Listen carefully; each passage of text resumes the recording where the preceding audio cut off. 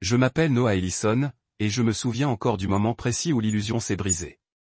15h07, un mardi. J'étais dans notre chambre, en train d'empiler des chemises fraîchement lavées en piles bien nettes sur la commode, lorsque mon téléphone a vibré sur le parquet. Le soleil de l'après-midi filtrait à travers les stores, dessinant des rayures à travers la pièce et faisant danser la poussière. Jusqu'à cet instant, tout semblait normal. Le ronronnement discret de la machine à laver dans le couloir, l'odeur de lessive fraîchement lavée, le doux poids de la routine qui s'installait autour de moi. Je me croyais chez moi, sain et sauf, et aimé. Je me suis penché pour attraper les chaussettes assorties qui tombaient par terre, puis je me suis redressé juste au moment où l'écran s'est allumé, affichant le nom de ma femme, Savannah. Mon pouce s'est figé sur l'icône verte. J'ai accueilli ses appels avec plaisir. Elle était institutrice et appelait souvent entre les cours ou pendant ses pauses. Mais aujourd'hui, elle téléphonait rarement l'après-midi. Je parcourus l'écran d'un doigt hésitant, me préparant à un banal « Comment s'est passée ta journée ?» ou à une rapide excuse pour ton retard. Tout sauf ce qui allait suivre? Non. Bonjour. Non. Salut bébé. Juste un grésillement, un vent lointain, puis un rire faible. Je collai le téléphone à mon oreille, le cœur battant si fort que ma paume me fit transpirer. Savannah, murmurai-je. Le vent fit tourner le bord d'un script à l'autre bout du fil. Puis sa voix, douce, au contour chauffé par l'amusement, mais chargée d'un frisson que je n'avais jamais entendu auparavant. Tu me manques, dit-elle. Ces deux mots auraient dû faire l'effet d'une bombe, mais ils semblaient malveillants et avaient tendance à piquer. Mon corps tout entier se raidit, muscle par muscle, comme si quelqu'un avait tiré une ficelle dans ma colonne vertébrale et m'avait immobilisé. Avant que je puisse formuler une réponse, la voix d'un homme intervint. Basse, familière, assurée. Griffin, son ex de fac. Celui qu'elle avait qualifié d'erreur anodine, un chapitre à oublier. Il garde juste mon lit au chaud jusqu'à ton retour, dit-elle d'un ton désinvolte, comme si elle récitait la météo. Griffin rit doucement, et je réalisai que ce n'était pas une erreur, mais une comédie, une blague intime que je n'étais pas censé entendre. Mon esprit tourbillonnait d'images d'eux ensemble. Couverture partagée, conversation chuchotée, baisers volés dans le noir. Ma poitrine se serra si fort que je pouvais à peine respirer. Mes paumes devinrent moites et le téléphone me glissa des mains. Je me levai avec raideur et tendis la main vers la commode, serrant le bord jusqu'à ce que mes jointures blanchissent. L'odeur de lessive et d'adoucissant me parut soudain nauséabonde, stérile et froide, comme une salle d'attente d'hôpital. Les chemises que j'avais pliées gisaient oubliées, froissées sous mes doigts. Mon cœur s'emballa, chaque battement résonnant à mes oreilles, comme un avertissement aux portes d'une terrible prise de conscience. Le temps se fractura. Chaque seconde s'étira douloureusement. J'appuyai sur le bouton rouge pour raccrocher, mais l'image de la voix de Savannah, de son rire, du ton suffisant de Griffin, tout cela resta gravé dans ma mémoire comme un graffiti sur mon âme. Je m'affaissai au bord du lit, le téléphone serré contre ma poitrine, réalisant que plus rien ne serait jamais pareil. La pièce, autrefois un sanctuaire, se transforma autour de moi. En un souffle, elle s'était transformée en une cage de trahison et de confiance brisée.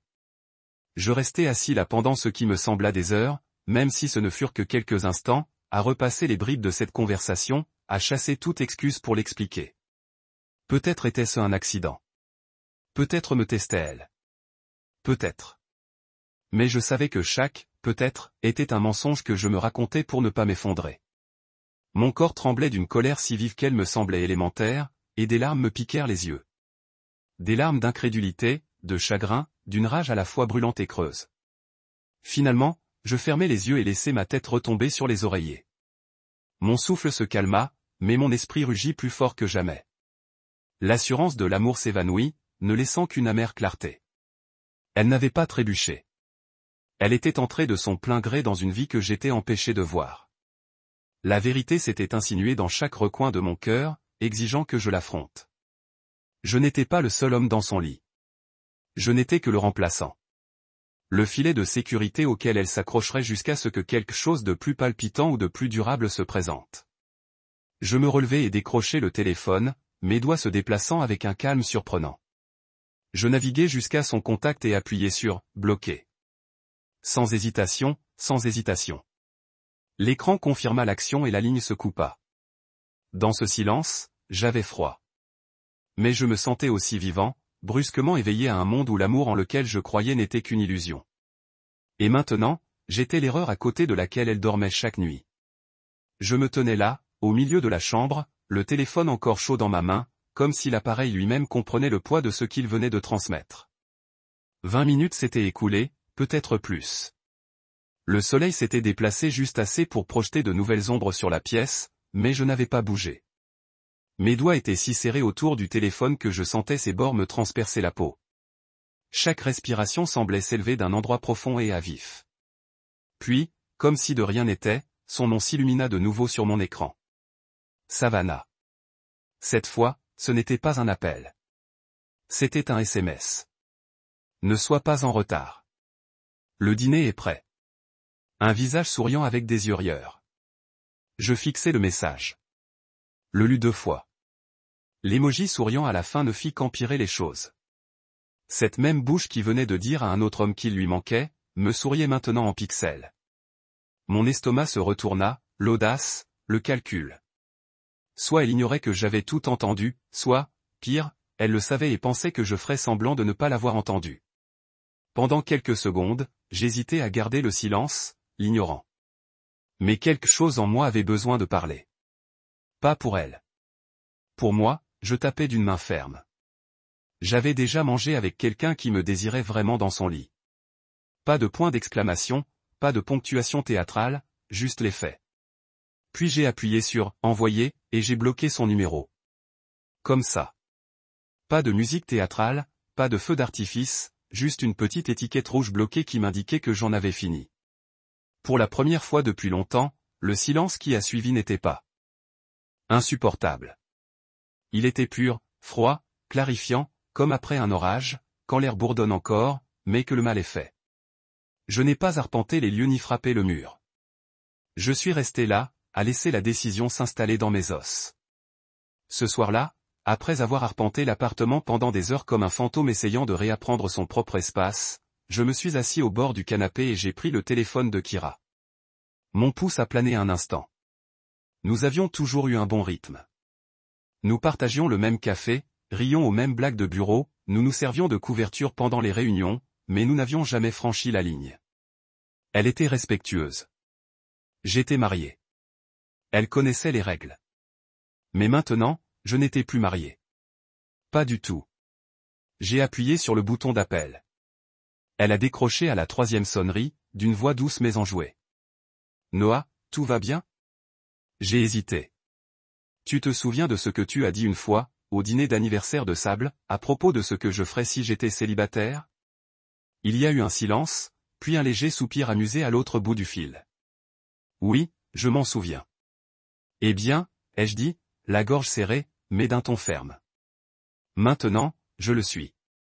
Elle n'a rien dit tout de suite, puis doucement. Tu veux parler? J'ai hoché la tête, même si elle ne me voyait pas. Oui, je veux. Je serai prêt dans 20 minutes. Quand je me suis arrêté devant son immeuble, le ciel s'était assombri et les lampadaires projetaient de longs faisceaux sur le trottoir. Kira est sortie, vêtue d'une simple robe noire, les cheveux ramenés derrière les oreilles, ses yeux accrochant la lumière comme si elle n'avait pas dormi depuis des jours. Mais elle a souri en me voyant. Salut, a-t-elle dit en se glissant sur le siège passager. Tu as une mine d'enfer. Merci, murmurai-je en riant à moitié. La journée a été productive. Nous avons roulé sans musique. La ville défilait devant nous, atténuant les reflets flous des néons et des phares, mais le silence ne me dérangeait pas.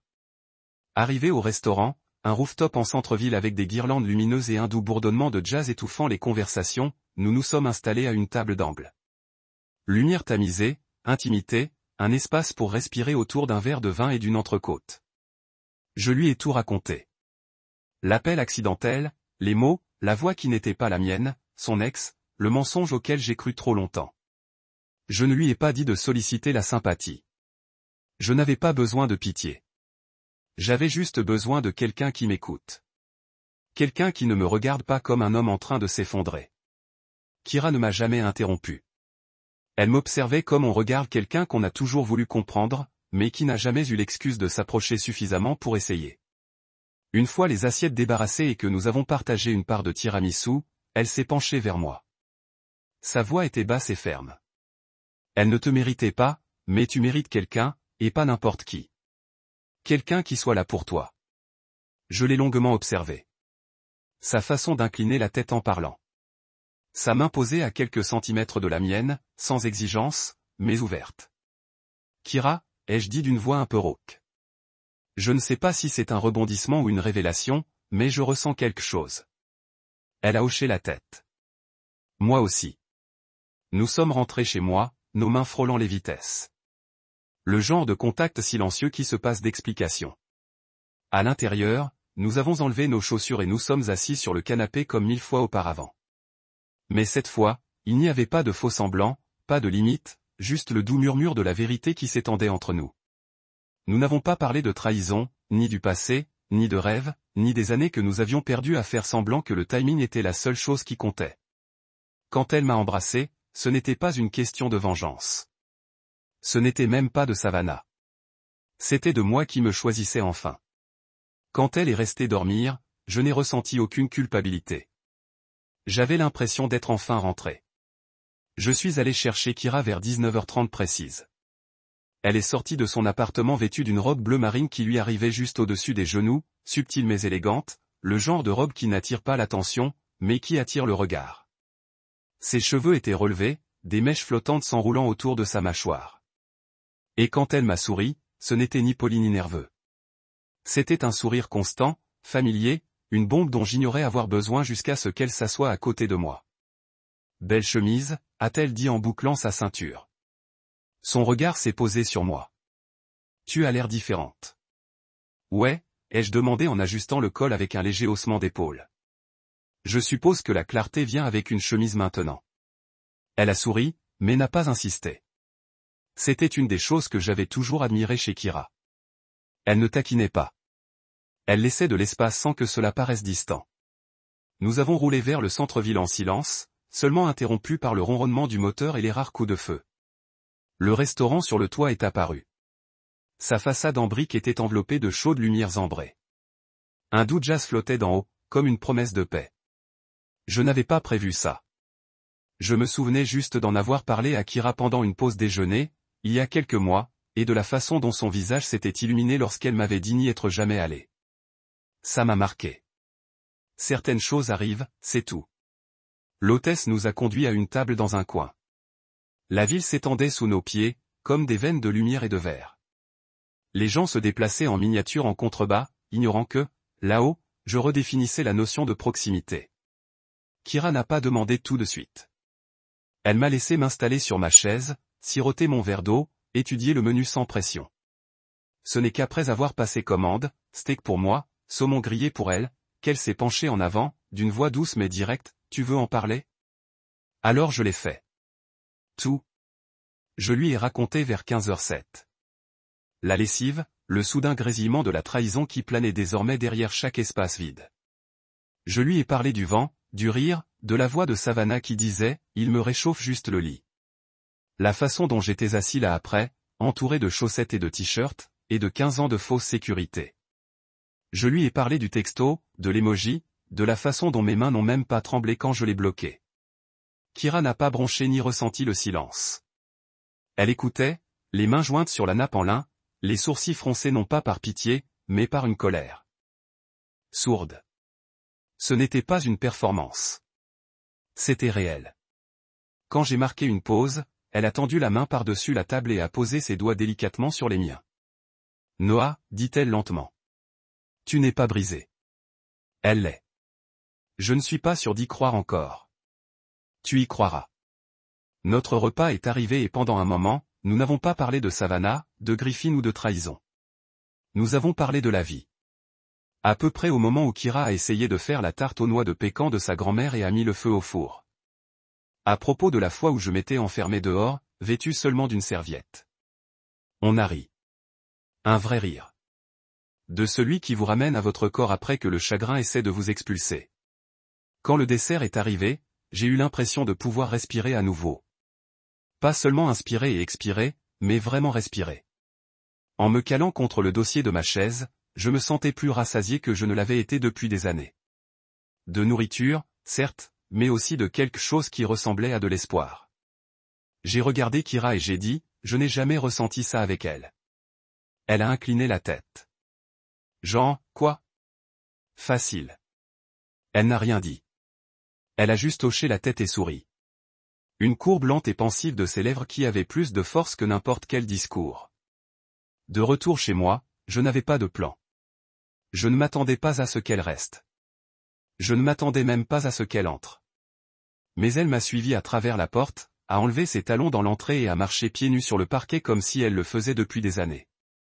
On s'est assis sur le canapé. Pas de télé, pas de distraction, juste un silence entre nous qui semblait sacré. Je peux te demander quelque chose, demanda-t-elle au bout d'un moment. Oui, l'as-tu vraiment aimé? Enfin, vraiment. Je fixai l'écran noir de la télévision en face de nous, nos reflets s'estompant dans la vitre.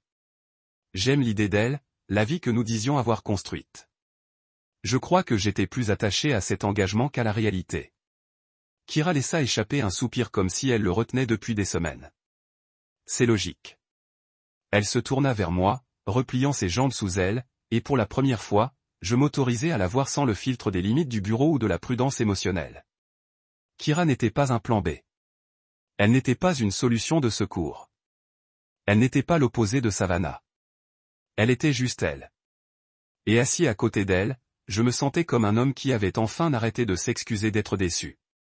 Je ne sais pas ce que c'est, dis-je doucement. Ni ce que c'est censé être, mais je ressens quelque chose. Et je n'ai rien ressenti de réel depuis longtemps. Elle ne répondit pas. Elle m'embrassa, et ce n'était ni un feu d'artifice ni une passion cinématographique. C'était calme, sûr, doux, comme le début de quelque chose de fiable. Sa main se posa doucement sur ma poitrine. Et pour une fois, mon cœur ne se sentait pas assiégé. Plus tard, lorsqu'elle resta la nuit, non pas par obligation, mais parce que nous le voulions tous les deux, je n'eus pas l'impression de fuir quoi que ce soit. J'avais l'impression de revenir, non pas à celle que j'étais, mais à quelqu'un de nouveau, de plus honnête, quelqu'un qui avait survécu à la trahison et qui croyait encore à la possibilité d'une connexion. Quand je fermais les yeux à côté d'elle, je ne rêvais pas de Savannah. Je ne rêvais pas de vengeance. Je dormis. Et cela, plus que tout, me sembla être une conclusion. Juste après minuit, je somnolais et me réveillais lorsque les coups commencèrent. C'était perturbant, pas frénétique, mais délibéré. Comme si la personne de l'autre côté de la porte n'était pas là pour implorer. Elle était là pour s'immiscer. Je me suis lentement redressé sur le canapé, la douce lueur de la lumière de la cuisine projetant de longues ombres sur le sol. Kira s'est agitée à côté de moi, une couverture tirée à moitié sur ses genoux. Elle a cligné des yeux une fois, puis une autre fois, percevant le bruit. Sa voix était douce mais alerte. « Tu veux que je parte ?»« Non, » ai-je dit doucement. Elle l'a déjà fait. Les coups n'ont pas cessé. Je me suis levé et j'ai traversé le salon, pieds nus, le cœur battant, non pas de peur, mais d'un étrange mélange d'impatience et de calme. Je n'avais pas besoin de deviner qui c'était. Je savais, avant même de regarder par le Judas, que je sentais sa présence comme une tempête que j'avais déjà surmontée. Et elle était là, Savannah, pieds nus sur le porche, les cheveux en bataille, le maquillage taché, les yeux gonflés et rouges. Elle serrait son téléphone d'une main comme une bouée de sauvetage, l'autre, chauve, en un poing serré à ses côtés. La lumière du porche captait le scintillement des larmes accrochées à ses cils. Elle pleurait, mais pas de ces pleurs silencieux et honteux. Non, c'était le genre de pleurs nés de la panique, de quelque chose qui lui échappait des mains et dont elle réalisait trop tard qu'elle n'était pas celle qui le tenait. Noah, appela-t-elle d'une voix brisée. Je ne répondis pas, je la regardais simplement à travers le Judas comme si je regardais une scène d'un film que je connaissais par cœur. Un film qui avait perdu toute sa magie. La femme dehors ressemblait à ma femme. Mais la femme dont je me souvenais n'aurait jamais dit ce qu'elle a dit à Griffin. Elle ne se serait jamais tenue aussi confortablement dans les bras de quelqu'un d'autre pendant que je pliais notre linge, croyant que nous formions encore une équipe. Elle sonna 2 fois à la porte, puis frappa à nouveau. Noah, s'il te plaît. Laisse-moi t'expliquer. Tu dois me laisser te parler. Derrière moi, j'entendis Kira remuer de nouveau sur le canapé, mais elle ne dit rien. Elle n'en avait pas besoin. C'était mon moment de décider ce qui comptait. Passé ou futur, illusion ou clarté. Tu dois me croire, dit Savannah plus fort maintenant. Tu as mal compris.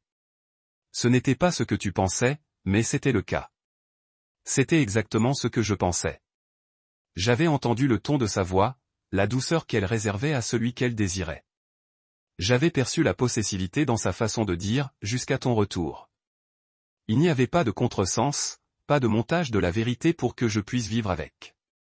Et maintenant, elle essayait de réécrire la scène après le générique. « Je sais que tu es là », ajouta-t-elle, la voix brisée à nouveau. « Tu ne réponds pas à mes textos. Ne fais pas ça. Ne gâche pas tout. » Je l'ai laissé parler. Je l'ai laissé supplier, mais je n'ai jamais touché à la serrure.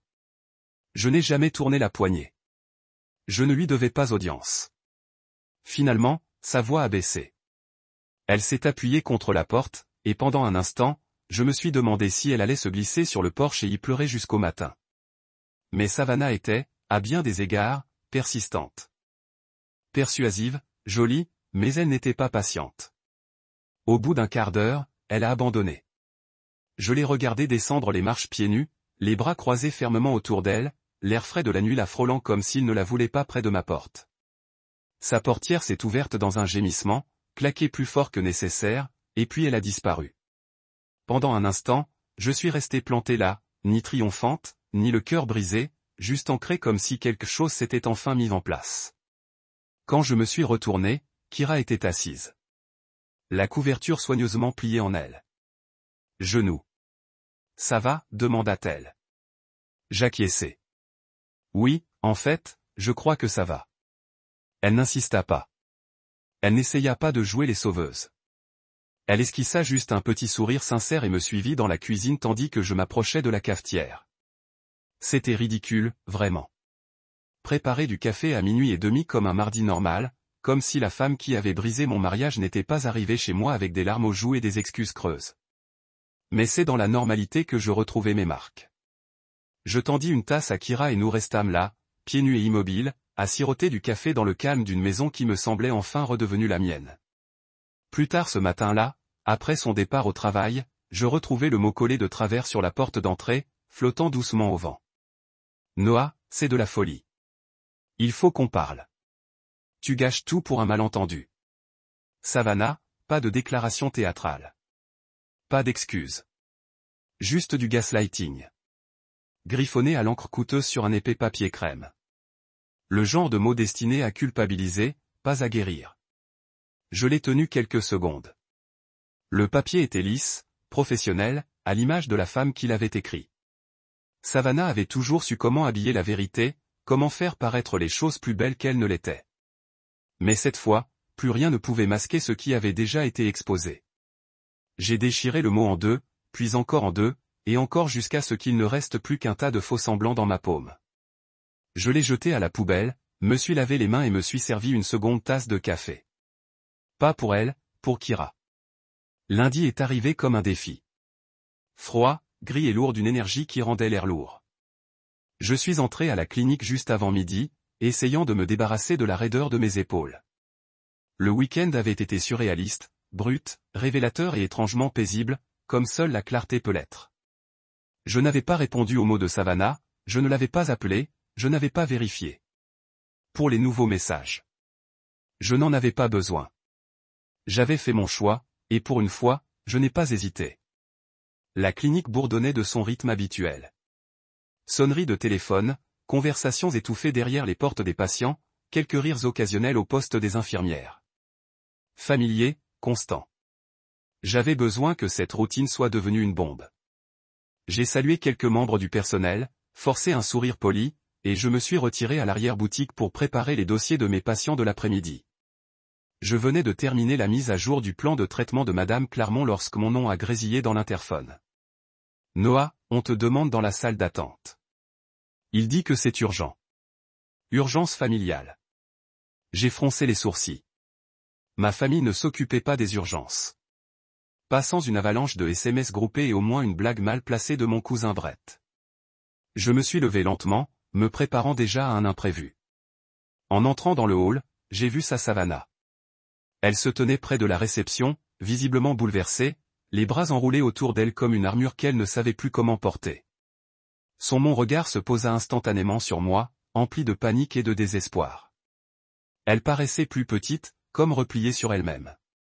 Noah, dit-elle rapidement en s'avançant vers moi. Je n'ai pas bronché. Je n'ai pas bougé. Elle hésita à quelques pas de moi, essayant de me lire. Probablement à la recherche de l'homme qui se penchait chaque fois qu'elle se penchait. Mais je ne me penchais pas aujourd'hui. Tu ne peux pas me bloquer et faire comme si je n'existais pas, dit-elle. Ce n'est pas comme ça qu'on gère les choses.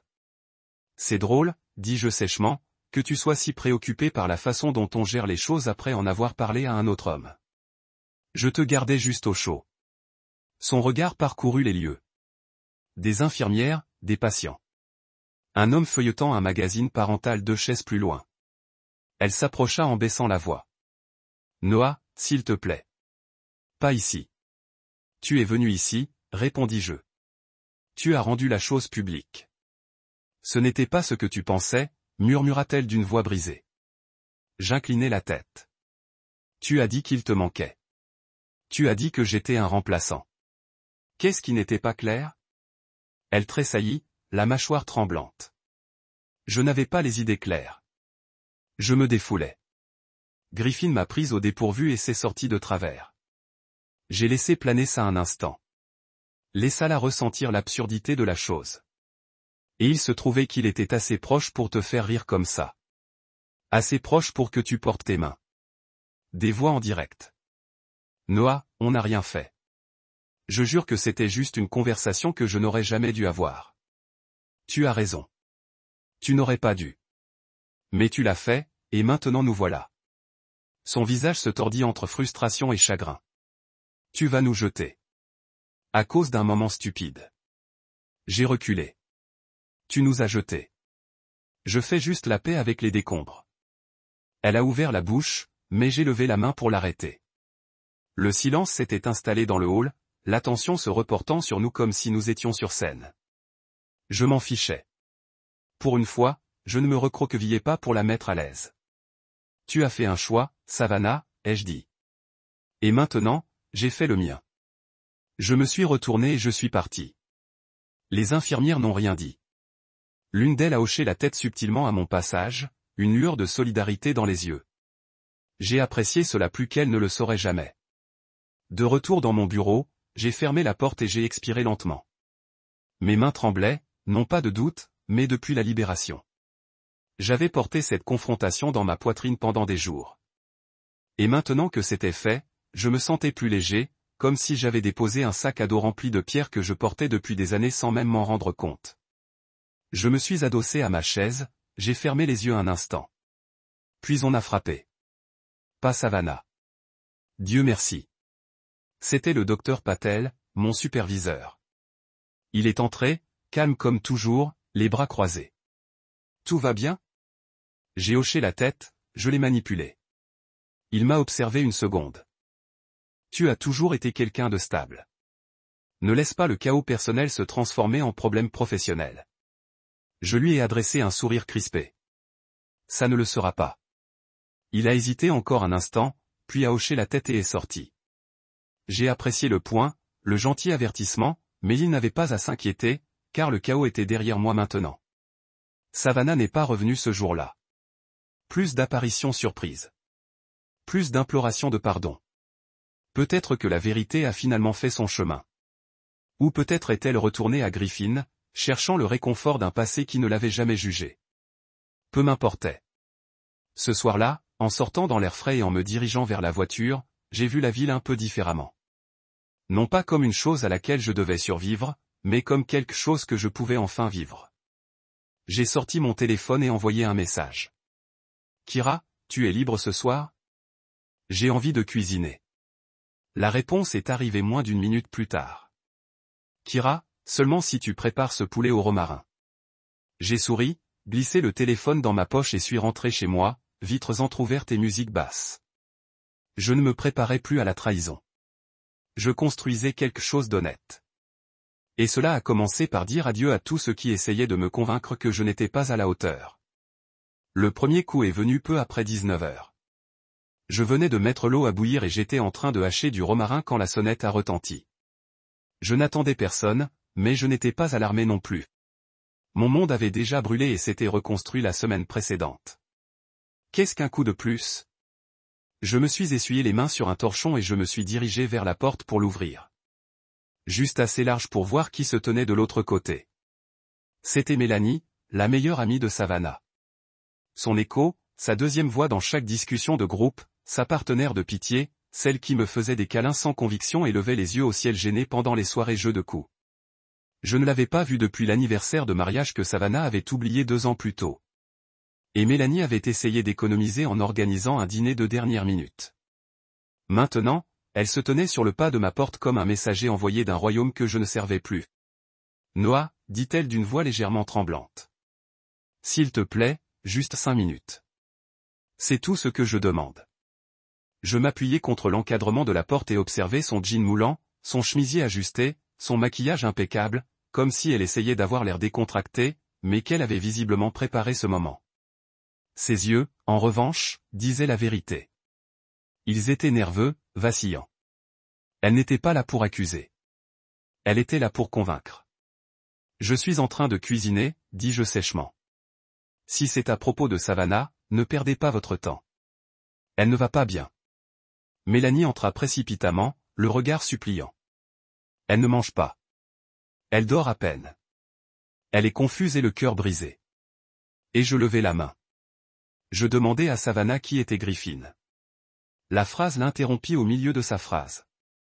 Je le lisais sur son visage, la confusion, puis la lente prise de conscience de quelque chose qu'elle ne s'attendait pas à affronter ce soir.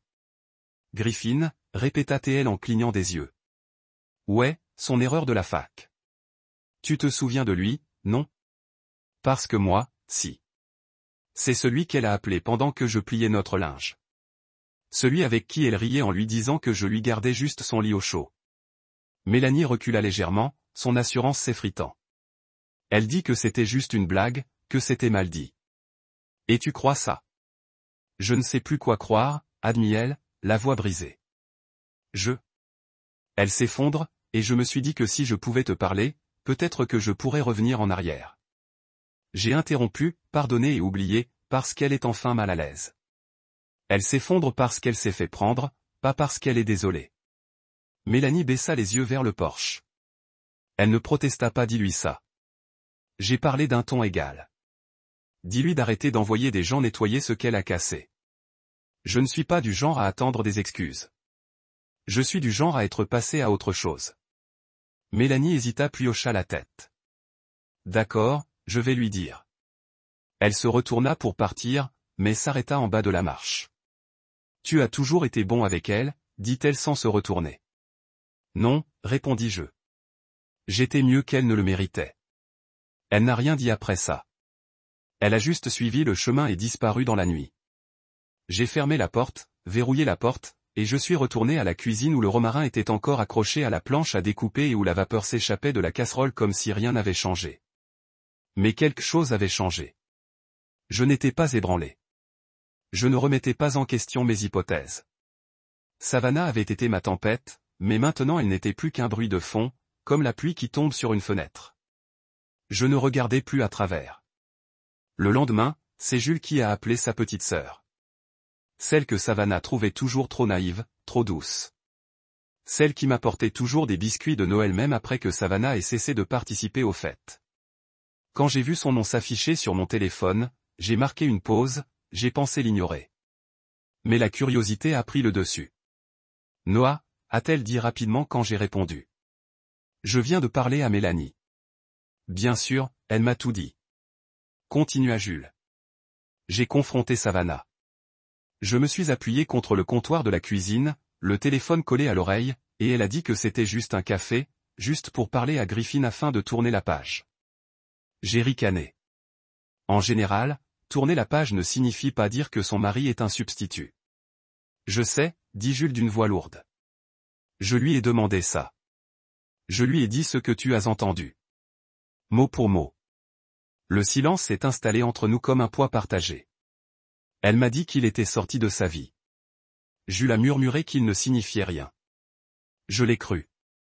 Mais maintenant tu sais qu'elle a menti. Ouais. Sa voix s'est brisée. Elle m'a menti aussi. Je suis désolé, ai-je dit. Et je le pensais. Jules ne méritait pas d'être une victime dans tout ça. Elle voulait que je t'appelle, a-t-elle ajouté doucement pour essayer de te raisonner. Et tu le feras. Non, a répondu Jules. Tu as toujours été bonne avec elle. Tu méritais mieux. J'ai fermé les yeux, un neuf terme s'épanouissant derrière eux. Merci. Pour avoir dit ça. Sois heureuse, d'accord? Avec celui ou celle qui te fait te sentir à nouveau vue. J'ouvris la bouche, mais aucun mot ne sortit. À la place, je hochai la tête, la gorge serrée. Nous nous dîmes au revoir et raccrochâmes. La maison était redevenue silencieuse, paisible. Je jetai un coup d'œil au carton à moitié rempli des affaires de Savannah que je n'avais toujours pas jetées. Aux livres qu'elle ne lisait jamais mais qu'elle aimait exposer dans les recoins d'une vie que nous prétendions entière. Et j'exhalai enfin, car il ne s'agissait pas seulement d'une liaison. Il s'agissait des années passées à m'excuser de ne pas être à la hauteur, d'avoir travaillé tard. D'avoir fait preuve d'amour et d'actes discrets plutôt que de gestes bruyants, de ne pas avoir été assez dangereuse, assez dramatique, assez brisée pour retenir son attention. Mais maintenant, je n'essayais plus d'être quelque chose pour qui que ce soit. Qu'ils appellent. Qu'ils frappent. Qu'ils essaient de réécrire l'histoire pour faire d'elle la victime. La vérité avait déjà été dite, et j'en avais assez de faire semblant de ne pas l'avoir entendue. Le jeudi matin était fleuri de cette douceur. De confiance tranquille que je n'avais pas ressentie depuis des années. Je me suis réveillé avant mon alarme, j'ai fait du café sans tâtonner le filtre, et j'ai même réussi à repasser ma chemise sans maudire une fois. Le héros venait après mon quart de travail. Nous avions fait des plans pour le petit déjeuner au Maraes Café, le genre de choses simples et réelles qui ressemblait à une récompense après une semaine d'épave émotionnelle. Au moment où je me suis arrêté dans le parking du café, Kira attendait déjà à l'extérieur, penchant avec désinvolture contre le mur de briques, ses lunettes de soleil perchées sur la tête et un doux sourire curling sur les bords de ses lèvres. Elle ressemblait à la paix enveloppée dans le dénime et le soleil. Pas de complications, pas de jeu, juste des cadeaux. Et en ce moment c'était tout. Nous nous sommes assis près de la fenêtre nichée dans un cabine d'angle où le soleil du matin passait sur notre table. Nos cafés sont venus rapidement avec 2 assiettes de duvet, du levain grillé et des fraises qui semblaient trop parfaites pour être réelles. Kira a parlé du chat de son voisin qui a continué à voler des chaussettes dans leur buanderie. Je lui ai parlé de la patiente qui a essayé de me soudoyer avec cupcakes pour sauter un rendez-vous de suivi. C'était normal, honnête. Nous ne rions rien lorsque la porte d'entrée s'est ouverte et la température dans la pièce a chuté de 10 degrés. Savannah, je l'ai sentie avant de la voir. Comme un changement de gravité, elle entra rapidement, les yeux scannant la pièce, la posture rigide. Ses cheveux ont été retirés en queue de cheval précipitée, du maquillage légèrement enduit, comme si elle avait essayé de se réparer et avait échoué quelque part entre le déni et la rage. Ses yeux ont atterri sur nous. Elle s'est ensuite déplacée directement vers notre table. Kira l'a remarqué avant de pouvoir dire quoi que ce soit. Elle a calmement pris une autre gorgée de son café comme si c'était juste un autre matin, juste une autre personne entrant dans le café et non mon ex-femme avec une fureur cousue dans sa foulée. Savannah s'arrêta au bord de la table, les yeux enfermés sur moi, la voix nette. C'est ridicule. Nous devons parler. Sa présence a brisé la sérénité comme un rocher à travers une fenêtre. Les gens se sont tournés. Le couple à côté de nous a fait une pause mid-bite. Une serveuse bégaya à l'espresso machine. Je l'ai regardée incessante. Vous avez fait votre choix, Savannah. C'est à moi. Ses yeux se déplaçaient vers Kira. Qui est-ce? Elle a exigé comme si elle avait droit à la réponse. Kira posa sa tasse doucement et sourit, poli, contrôlé, non neutre. Quelqu'un qui ne faisait pas que garder un siège au chaud. Le visage de Savannah a rincé un rouge profond, et pendant une seconde, j'ai vu la version d'elle qui se disputait dans des chuchotements lors des dîners. Celui qui a souri à travers les dents serrées et a resserré sa prise sur votre poignet juste assez pour vous rappeler qui a tenu la laisse. Mais cette Savane ne m'a plus fait peur. Vous avez évolué aussi vite, elle a craché, la voix se levant.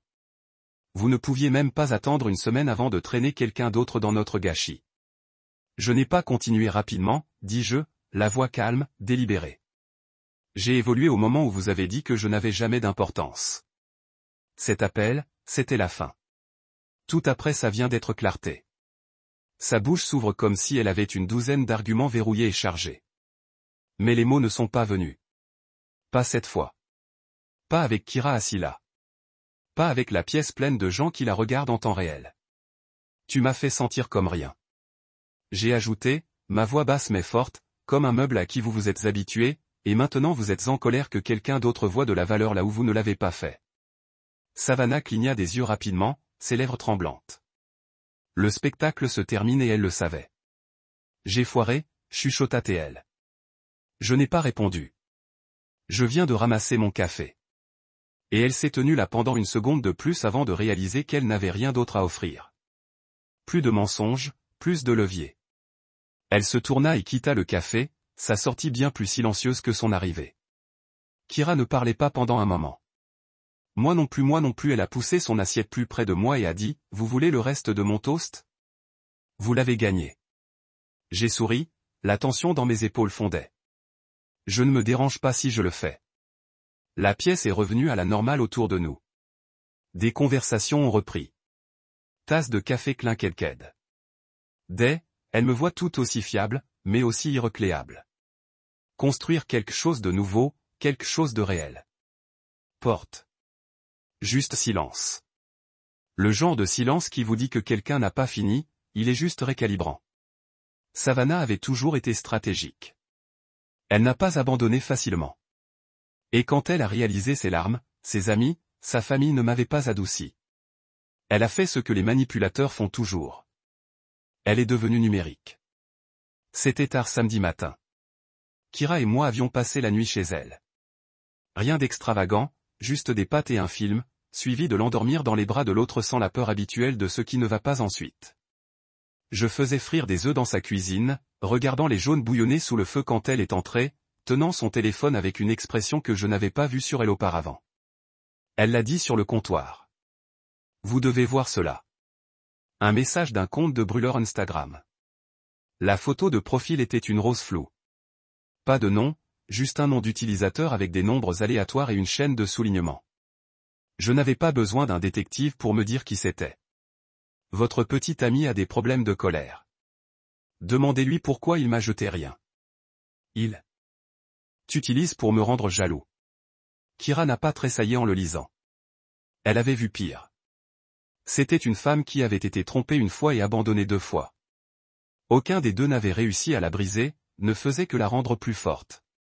Pourtant, je pouvais en sentir le poids calme assis entre nous. C'était la dernière tactique de Savannah, l'assassinat des personnages. Kira a repris son téléphone et a commencé à taper. Je l'ai regardé bouger délibérément sans hésitation. Je connais le cadran des fesses. Je l'ai entendu aussi. Ne me contactez plus. Elle a frappé Sand, a bloqué le compte et a jeté le téléphone sur le canapé derrière elle comme si c'était une mouche de fruits trop près de sa boisson. Elle est désespérée, dit calmement Kira, se versant un verre d'eau. Et bâclée. J'ai hoché la tête, retournant les œufs. Elle n'aime pas perdre, surtout pas pour quelqu'un qu'elle a sous-estimé. Elle vous a sous-estimé ? Dit Kira, se rapprochant.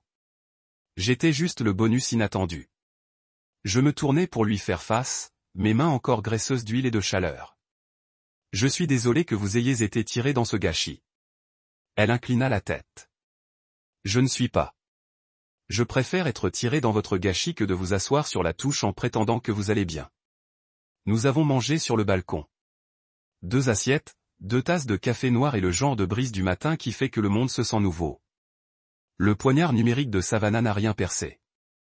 Pas ici. Plus maintenant. Cela ne m'a pas fait remettre en question mes choix et cela n'a pas ébranlé la confiance de Kira. Mais cela a confirmé une chose.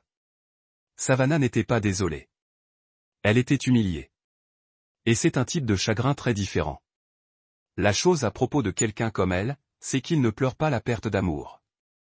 Il pleure la perte de contrôle, la perte de récit. Tant qu'elle pouvait raconter l'histoire à sa manière, Noé était froid, distant, distrait.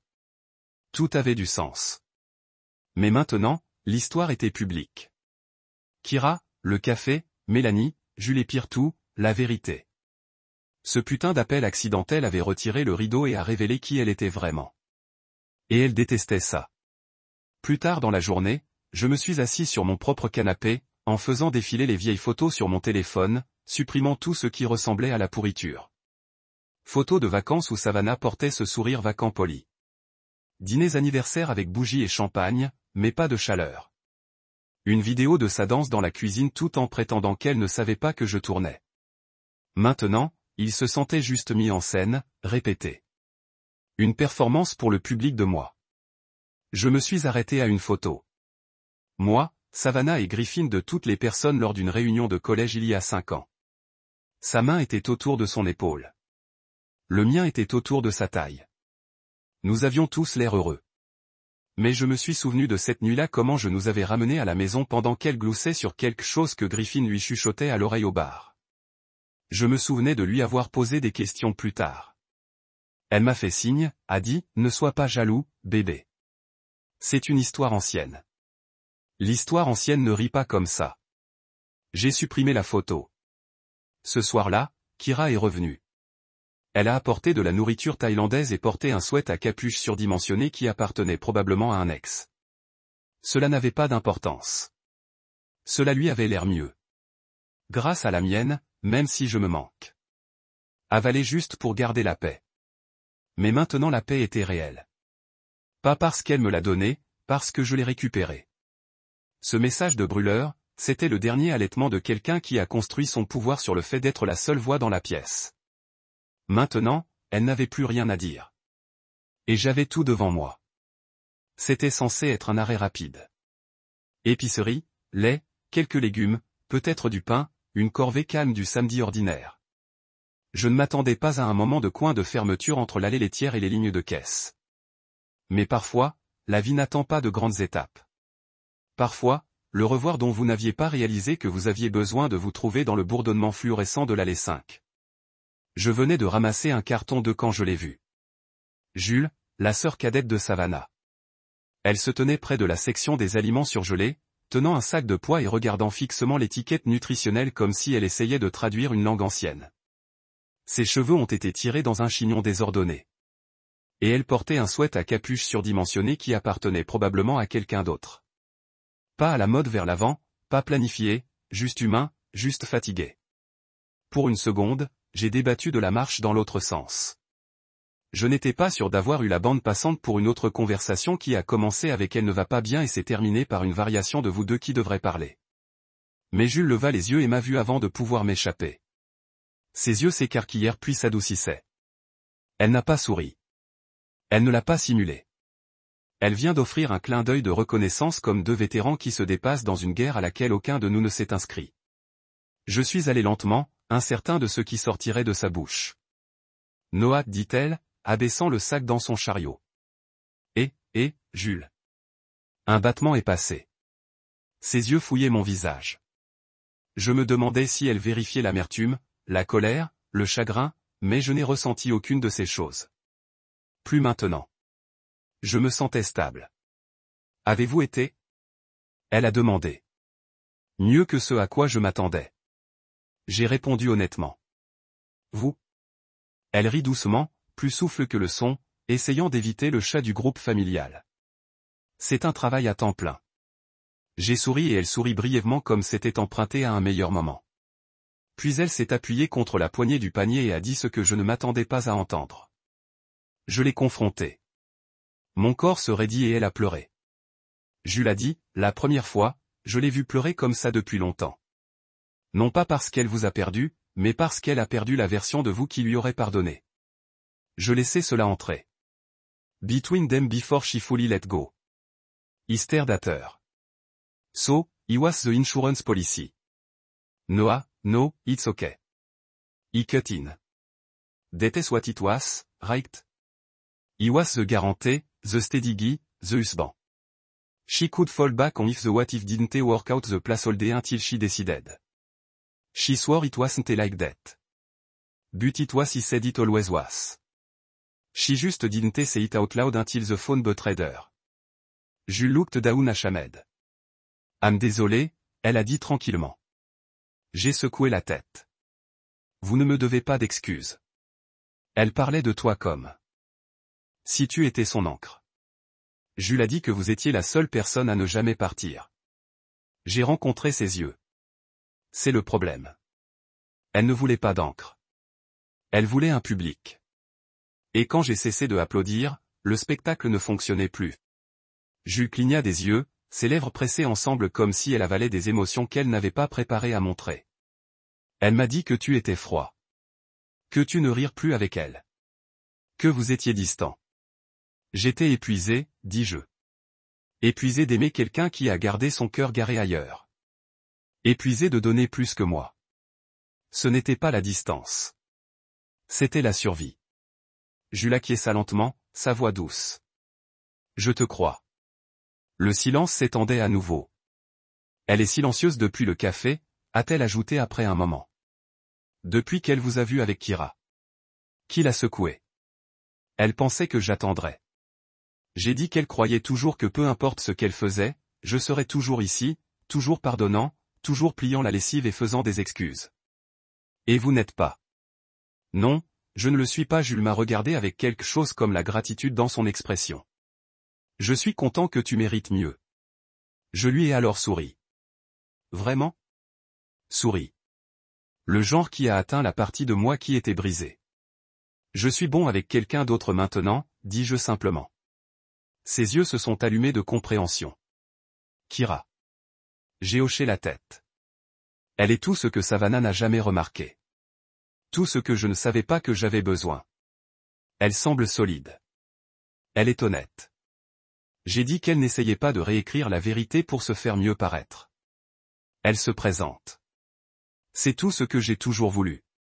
Jules atteignit son chariot, sortit le sac de poids et le jeta dans le mien.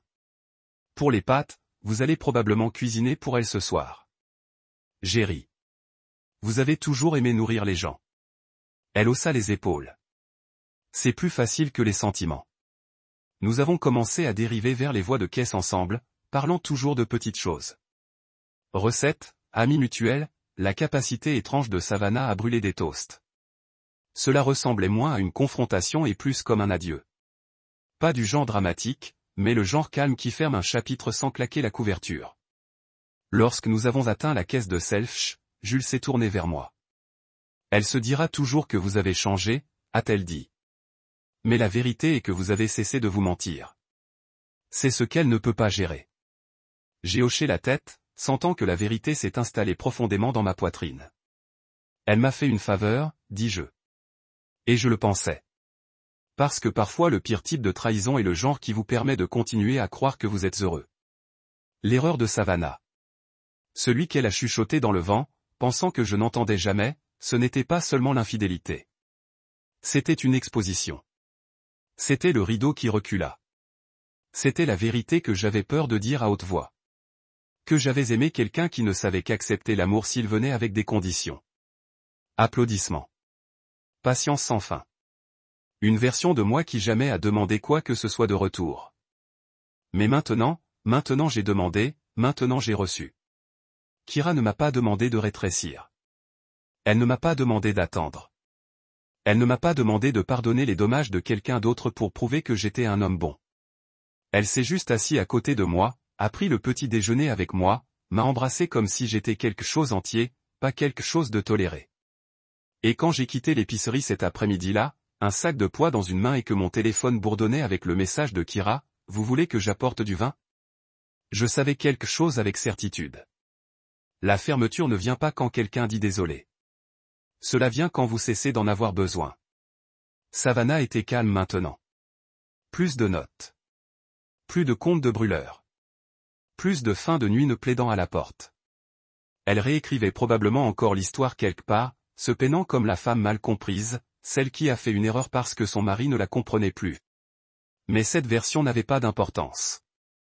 La vérité avait déjà été prononcée. Et je ne vivais plus dans l'ombre de ce qui aurait pu être. Je construisais quelque chose de mieux. Pas pour prouver quoi que ce soit, mais parce que j'avais finalement fait de la place pour quelqu'un qui ne m'a pas vu comme un espace réservé, mais comme un choix. Et j'étais enfin prêt à croire que je valais la peine de choisir. La première fois que Kira a rencontré mes parents, c'était un dimanche après-midi calme. Pas de présentation dramatique, pas de vêtements formels ou de répétitions polies, juste honnêteté dans l'air, l'odeur du poulet rôti du four et le tintement réconfortant de tasses en céramique alors que ma mère posait du thé pour tout le monde à la table. Il y avait quelque chose de guérir à ce sujet, comme si nous lissions les cicatrices laissées par des années à essayer d'appartenir quelque part que je n'ai jamais fait. Kira portait un chemisier bleu doux et un simple collier. Rien flashy, tout comme elle. Elle sourit facilement, parlait quand cela importait, et quand ma mère lui a demandé ce qu'elle faisait dans la vie, elle n'a pas surexcellé. Elle vient de dire, j'aide les gens à résoudre des problèmes. Et en quelque sorte, c'était suffisant. Mon père, généralement plus sceptique des deux, a jeté un coup d'œil à la façon dont elle a fait de la place pour moi à chaque phrase, et je pouvais voir le tacite l'approbation s'installe dans son expression. Après le dîner, lorsque les assiettes avaient été dégagées et que le dernier du vin s'est versé, ma mère m'a éloigné de la cuisine. Elle n'a pas dit grand-chose, s'est simplement appuyée contre le comptoir avec ce même regard fatigué message qu'elle a toujours donné quand elle savait que la tempête s'était écoulée. Elle fait sentir la pièce comme une maison, a-t-elle dit. Et c'est à ce moment-là que je savais que c'était réel, pas un rebond, pas une distraction, pas une réaction chargée émotionnellement à la trahison.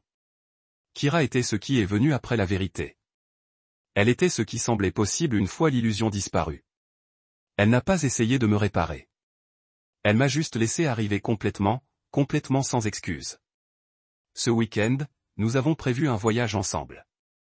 Rien d'extravagant, juste une cabine au bord du lac. Calme, immobile, quelque part que nous pouvions respirer sans le bruit d'arguments inachevés ou de confiance brisée nous ramenant dans le chaos de quelqu'un d'autre. Je lui ai dit que je voulais de l'air frais, à une petite distance de l'endroit où tout s'est défait. Elle a dit. Alors allons-y et dites juste quand. Savannah n'avait pas atteint en quelques semaines. Pas de notes, pas de texte, pas de coup de nuit en fin de soirée. C'était comme si le silence qu'elle craignait autrefois l'avait finalement avalé. Et je n'ai pas pleuré ça. Je n'ai pas attendu près de la porte en me demandant si elle reviendrait. Je n'ai pas écorché tous les numéros inconnus comme il pourrait porter ces derniers mots désespérés. Elle a eu sa chance. Elle avait l'amour. Et elle l'a échangé contre la nostalgie. Pendant un moment avec quelqu'un qu'elle a blâmé pour ses pires décisions. Mais il n'y a pas de sécurité dans ce genre de pari. Elle voulait quelque chose de passionnant et quelque chose de loyal. Elle a perdu les deux. Je me demandais si le cadran des faits était un accident ou si une partie de son subconscient voulait que j'entende. Voulait mettre fin au mensonge sans avoir à faire face à la confrontation. Mais après tout ce qui a suivi, les notes, la manipulation, le compte du brûleur, j'ai réalisé que cela n'avait pas d'importance. L'intention n'a pas changé d'impact. Cet appel, qu'il s'agisse d'une erreur ou d'un message, m'a sauvé. Ce n'était pas seulement une trahison. C'était une révélation. Il a retiré le masque d'un mariage que j'avais été se tenant avec l'espoir et l'habitude. Cela m'a rappelé qu'être choisi n'a d'importance que si cela est fait complètement. Parce qu'il y a une différence brutale entre être nécessaire et être utilisé. Savannah avait besoin de moi pour la stabilité, pour le récit, pour la version d'elle qui avait du sens pour ses amis et sa famille. Mais elle m'a utilisé comme un espace réservé, un symbole de l'âge adulte, d'avoir tout ensemble, de boîtes cochées et de sourires posés sur les photos de Noël. Et j'ai joué le long. Pendant longtemps, j'ai joué jusqu'à ce que je ne le fasse pas. Maintenant, je vis plus lent, plus sage. J'ai fait du café avec intention.